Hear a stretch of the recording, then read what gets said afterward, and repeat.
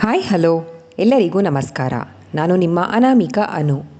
ಅಭಿವ್ಯಕ್ತಿ ಕಥಾಲೋಕಕ್ಕೆ ಸ್ವಾಗತ.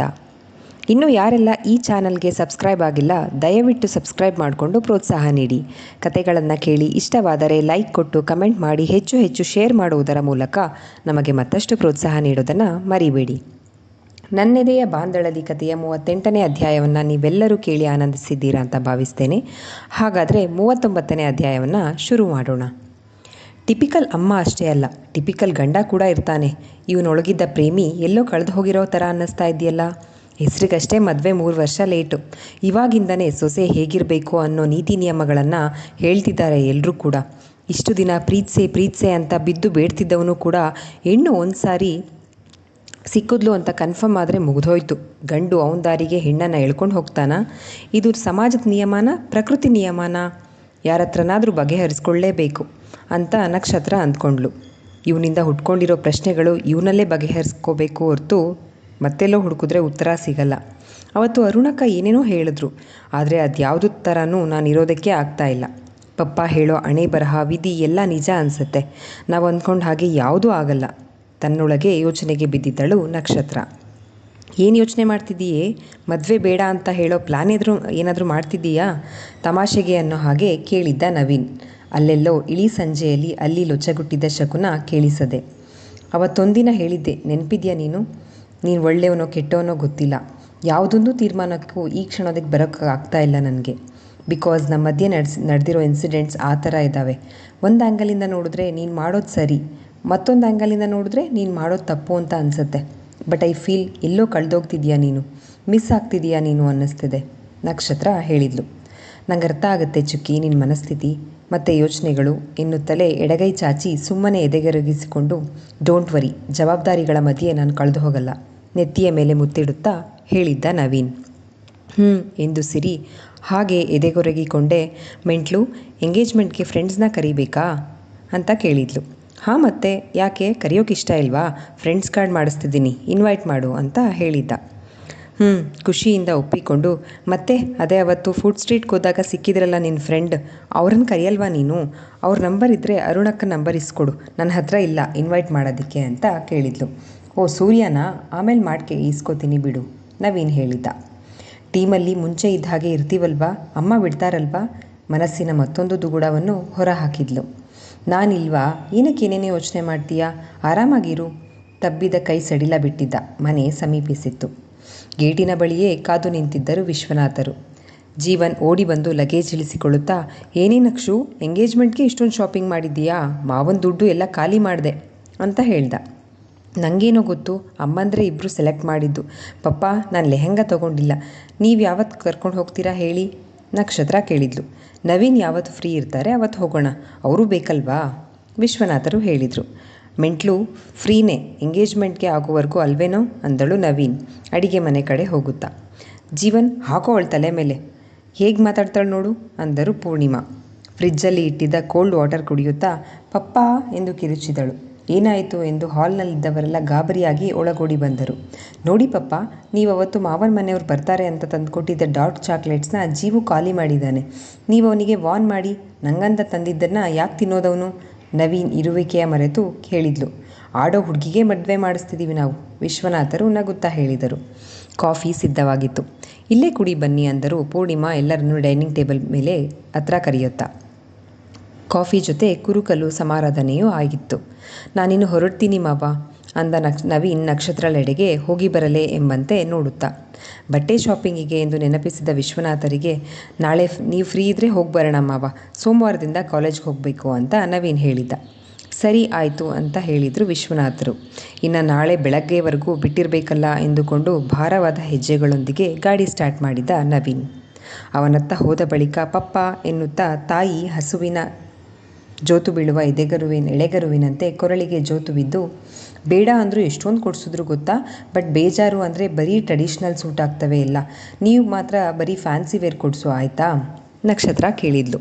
ಸರಿ, ನೀನು ಕೇಳಿದವಂತೆ ಕೊಡಿಸ್ತೀನಿ, ಹೋಗು ಫ್ರೆಶಪ್ ಆಗಿ ರೆಸ್ಟ್ ಮಾಡು ಅಂತ ಹೇಳಿದರು ಮಗಳಿಗೆ. ಫ್ರೆಶಪ್ ಆಗಿ ಊಟ ಮುಗಿಸಿ ಮಲಗಲೆಂದು ಬಂದವಳು ಹಾಸಿಗೆ ಮೇಲುರುಳಿ ಮೊಬೈಲ್ ನೋಡಿದ್ದಳು. ಬೆಳಿಗ್ಗೆಯಿಂದ ಜೊತೆಲೇ ಇದ್ದೀನಿ, ಆದರೂ ಮತ್ತೆ ಕಾಲ್ ಮಾಡಿದ್ದಾನೆ.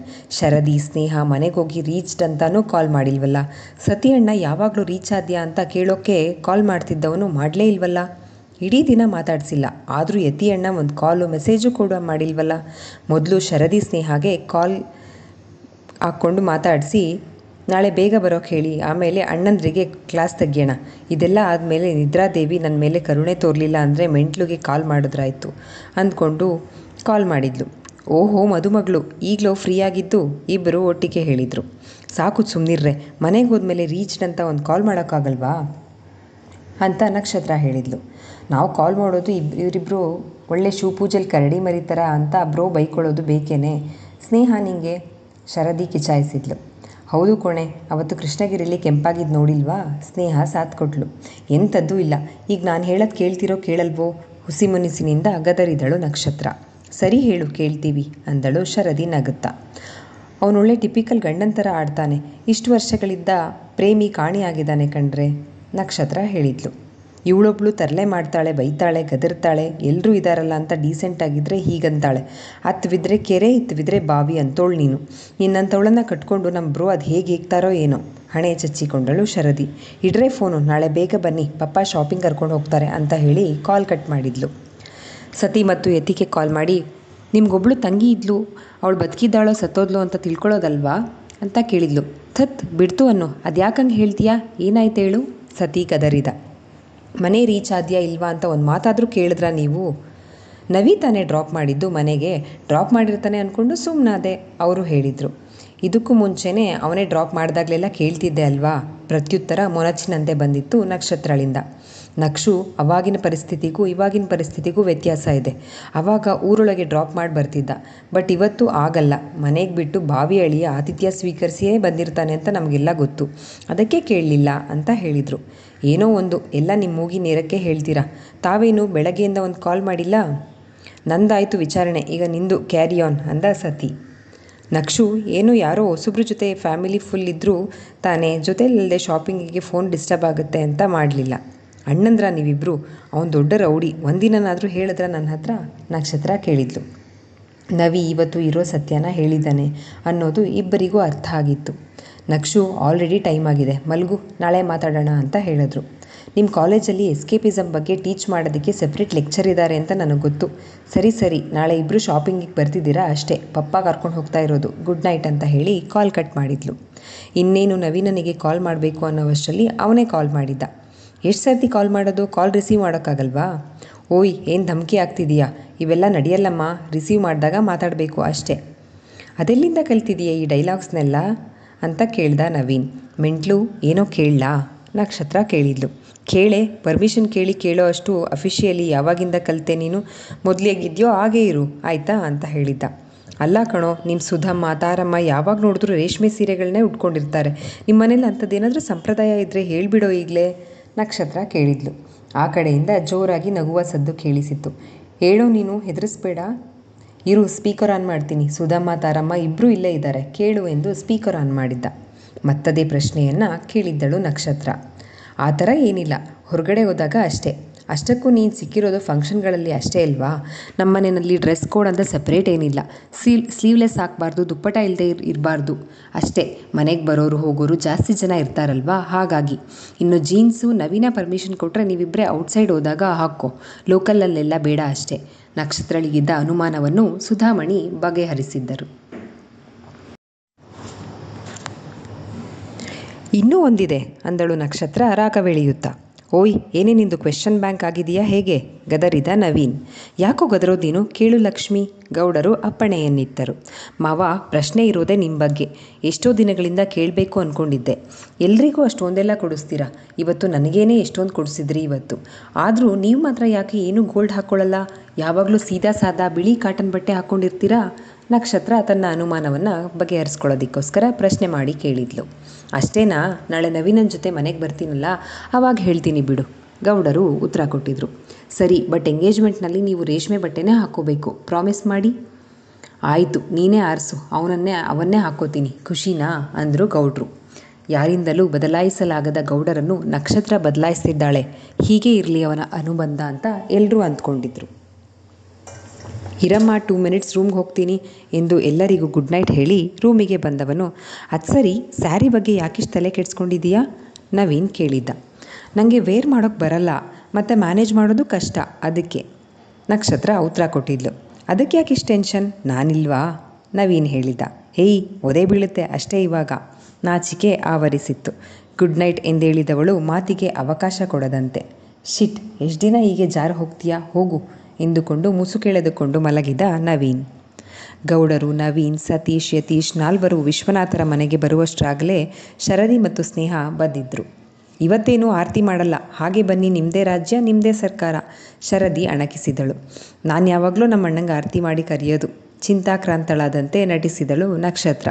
ಶಾಪಿಂಗ್ನಲ್ಲಿ ಜೊತೇಲಿ ಬರಬೇಕೋ ಬೇಡವೋ ಯೋಚನೆ ಮಾಡು, ಶರದಿ ವಾರ್ನ್ ಮಾಡುವವಳಂತೆ ಹೇಳಿದ್ಲು. ಅಣ್ಣ ನೀವು ಬನ್ನಿ, ಮೊದಲು ತಿಂಡಿ ತಿನ್ನಿ, ಇವ್ರುಗಳದ್ದು ಮುಗಿಯೋ ಕತೆ ಅಲ್ಲ. ಪೂರ್ಣಿಮಾ ಕರೆದಿದ್ರು.